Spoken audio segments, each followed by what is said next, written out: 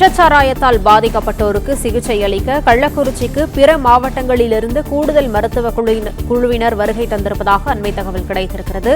இதுகுறித்த கூடுதல் விவரங்களை செய்தியாளர் பாண்டியராஜன் வழங்க கேட்கலாம். பாண்டியராஜன், வணக்கம். விவரங்களை சொல்லலாம். கள்ளக்குறிச்சி மாவட்டத்தில் இந்த கருணாபுரம் பகுதியில் விஷச்சாராயம் அருந்து உயிரிழந்தவர்களுடைய எண்ணிக்கை இன்னும் அதிகரித்து கொண்டே இருக்கிறது. குறிப்பாக இன்று காலை உயிரிழப்புகளின் எண்ணிக்கை 50ஆக தொடர்ந்தது. ஆனால் சற்று முன் செய்தியாளர்கள் சந்திப்பின் போது மாவட்ட ஆட்சியர் அவர்கள் 165 பேர் சிகிச்சைக்காக வந்திருப்பதாகவும், அவர்கள் பாண்டிச்சேரி ஜிப்மர் மருத்துவமனை, சேலம் மற்றும் பெரம்பலூர் மாவட்டங்களில் இருக்கக்கூடிய மருத்துவமனைகளில் அவர்களுக்கான சிகிச்சை வழங்கப்பட்டு வருகிறது.